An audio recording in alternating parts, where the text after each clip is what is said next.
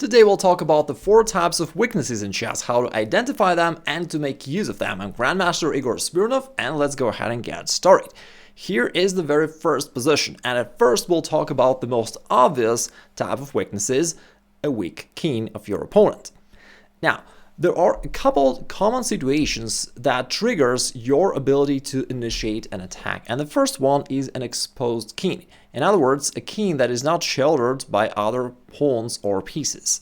And that gives you a sign that you may be looking for an idea of an effective attack. Now, in this position, you may think about this for a couple of seconds. The solution is absolutely brilliant.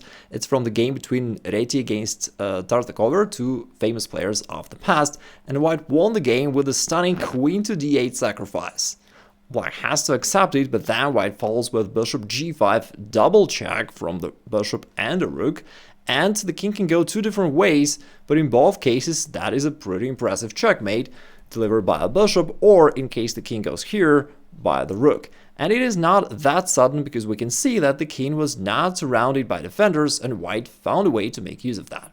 Another type of positions where you can launch a successful attack is when your opponent's king is restricted, which initially seems to be like the opposite to what we've talked about, an exposed king. However, it also works. Like in this position, initially it looks like Black's got a couple pieces that directly or indirectly cover all these squares around the king, and it looks very well protected. However, there is a downside to this. The king is restricted, it has no squares to go to as our rook cuts off the d-file, and therefore all we gotta do here is to deliver a check, and this will automatically be a checkmate. In this position, initially Black thought that they're about to win material thanks to this skewer, but White found the way to turn things around by going knight b5, a brilliant move which wins the game on the spot. The threat is knight takes c7 or maybe queen takes b7. In most cases, Black actually just grabs the queen, and after knight takes c7, that is actually a checkmate as all the squares where the king could go to are taken. The third and final types of positions where you can launch a successful attack against your opponent's king is when you outnumber your opponent. In this case, you can see that the king is not exposed, not restricted, and looks pretty safe at first. However, if you compare the quantity of the white pieces and the black pieces around the king on the king side, we could see that all of White's pieces are very active and very much involved into the attack. They all are ready to join the party. The knight is ready to jump to f5 and attack everything in Black's position. However, when you think about Black's perspective, this rook on d3 is not involved into the kingside defense at all, and even those 3 pieces, even though they stand near to the king, but the bishop obstructs the movement of the queen and rook, and therefore they're not very well coordinated. And that makes it possible for White to win the game, and this was between Giri against Gerechkina, and Giri played rook takes h6, and won the game. Black can't take it because White would recapture with a checkmate, and after king g8 and rook takes g7, Black actually resigned because of this knight f5, double attack, and White wins the game quickly. Interestingly enough, if I get back to the starting position, there was another move to win the game which was even more spectacular. It's queen takes h6, and that is a checkmate in 2 moves. Because from here, Black has to take it this way, otherwise White will take it. And if Black accepts this, that is rook takes h6, this linear checkmate. You can see that it was pretty easy for White to win the game, even in a number of different ways, just because he outnumbered Black. And here's a little challenge for you. It is White to play and win. The position is from the game of Robert Fischer playing White. Again, it is White to play. If you can find the right move, please write it down in comments below. Clearly, White outnumbers Black on the king side, but still it's not that easy to find a winning continuation. The second type of weaknesses is weak squares, which is a very misunderstood and underutilized idea in chess. The thing is, of course, we love to attack your opponent's king directly and checkmate it, but in the vast majority of the cases there is no straightforward way of doing so, and therefore strong players target opponents' weaknesses. But for, beginner to intermediate level players, this whole thing seems very intricate, like why would you even attack emptiness? So here's the deal. First of all, what are weak squares? Now, they are squares on the 6th and 5th rank, in other words, on your opponent's half of the board, which are not guarded by pawns. And therefore, in this position, Black's got plenty of them. These 3, the d6, and pretty much everything on the queen side. Now, of course, after that, you're going to target the ones which are more realistic for you to use. And what is so special about weaknesses? Why do we even have to care about them? Well, think of it this way. These are doorways to your opponent's position. And you can enter your opponent's position through these holes and after that launch a really successful attack. And that is why in this case it was Fischer playing white against Pano and Fischer played bishop to h6. He realizes that there are these weaknesses on the king side and he wants to trade off the defender. To this, black responded with knight to d7, bringing the knight closer, potentially to the defense. Fischer plays queen g5, adding more pressure. Black traded rooks here. After they traded the bishop on h6, plays rook c8. Black is trying to slow down the attack, or at least to reduce the effectiveness by trading off a bunch of pieces, but nevertheless white keeps attacking even in the endgame. h5, black plays queen d8, because there is no place like home, and white continues with knight to g5, threatening checkmate. Knight f8, black covers, and although of course black's got some weaknesses, it's still not easy for white to find a successful continuation of his attack, because black is also very solid. He's guarding everything very well. He's ready to bring more defenders. But at this point, Fischer played a move that sacrificed his bishop and his opponent's self-esteem. Bishop to e4, which looks absurd at first. Like, if you are just observing a game like this online, you'd think that it's a mouse slip or a blunder of a beginner.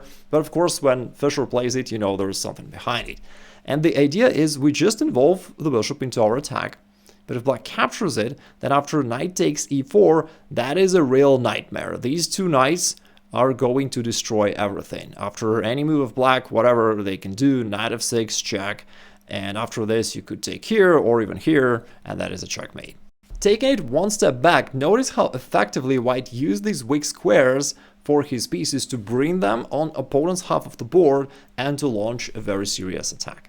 In the next example, none other than Magnus Carlsen underestimated the importance of weak squares. Magnus is playing white against Andrew Tang, who's playing black, and here bishop b4 check, bishop d2, and in the game black traded on d2 and still won the game after that. It was even stronger to play knight e3 straight away.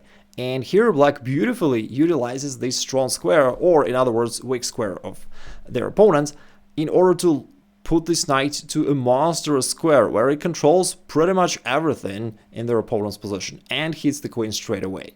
There is just no way out for white after this. The bishop cannot capture it because it's pinned. And it's really game over right here. Like, white just can't do anything with this knight on e3. Queen a4 looks like a way out initially, but actually it fails to bishop d7, and at this point white would realize that, hey, I can't take this bishop anyways because of knight to c2 fork. That will lose the queen. But otherwise, if white just plays back something queen b3, then, you know, down the road, they just can't do anything against this knight. They can't castle kingside, can't castle queenside, can't develop the bishop because it's got to guard the pawn, can't move the queen out because it's got to guard this square. You see that occupying a strong square can really be detrimental for your opponent straight away. We've got to give Carlsen a chance to restore his reputation, and in the next game he's playing white against another grandmaster, Zhigalko. It is white to play. And we're also moving on to the third types of weaknesses, weak pieces. In chess, normally you do not try to capture your opponent's piece because they are too mobile, they can always run away. However, occasionally there are situations where you notice that a certain piece is already restricted, such as a queen on g4. You can see that white controls a whole lot of squares all around the queen, and that gave Carlsen a hint that, hey, wait a second, maybe I can make use of that. And he played pawn h3, tempting black to capture this pawn on g2, which black did, perhaps expecting white to play rook g1 and thinking that the game goes on, but Carlsen played rook h2, and it turned out that it is actually game over. The queen has nowhere to go, and black just resigned in 11 moves, which is a very painful loss for a grandmaster playing black. Now, with all the honesty, and giving all the due credit to Carlsen, I gotta mention that he played this opening trick after we published an opening video about this trick on this channel, so I'm not sure who's the one entitled to get credit for it, but either way, he played a great game. And by the way, if you're curious, I'll drop down a link to that video in the description below. The next game is also a very interesting example, arising from the French defense. e5 94, black is offering an exchange of knights, but all of a sudden white played a mysterious move knight e2, which looks weird at first, like it's blocking out the other pieces of white, and black just played pawn to c5, standard move of the French defense, overlooking white's idea.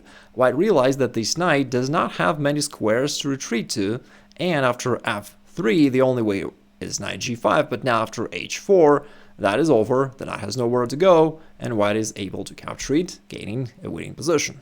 Moving on to the fourth and the final types of weaknesses are weak pawns. These are pawns on your opponent's half of the board, and sometimes on your, which are not defended by other pawns, such as this isolated pawn on d4. Now, we're certainly picking up pawns which are not defended by other pawns, because if they were defended by other pawns, then there's just no way for you to attack this pawn. Therefore, we pick those isolated pawns, which have no pawns on the adjacent files which could possibly defend them. And then, such as in this example, the game between Korchnoi playing white against Karpov, I think it was their World Championship match, where black is putting everything they've got against this weakness, which forced white to tie all of his pieces to the defense of this weak pawn on d4, and now white is totally passive, just holding on to this pawn. Now, also I gotta say that we GMs are guilty of playing boring chess at times, because when you are facing a stronger opponent, usually they're not blundering pieces and they keep their king defended. And therefore, all you're left to do is to attack opponents' pawns and weak squares, which is a bit boring but still very practical and effective. Now, what can black do then? Let's say we attack the pawn 3 times, white guards it 3 times. And if white is just waiting, black can make use of this pressure by going pawn e5 and utilizing the pin. White will have to give up this pawn ultimately, because if they capture, that would expose the rook and black would just grab material and win. I hope that it made it much clearer how strong players think and find proper moves. Of course, there are some adjacent subjects, how to calculate it, how to convert a winning advantage into a win, and whatnot. If you want to go deeper into this, I've got a dedicated bundle called Boost Your Elo to 2000, where I've included everything that you need to get to that level. And we've got students who became state champions, world amateur champions, international masters, grandmasters, and everything in between. Therefore, if you wish to follow a proven roadmap, you're welcome. You can click the link below the video in the description, check it out, and see if you like it or not. Either way, have a great rest of the day, and I'll talk to you soon.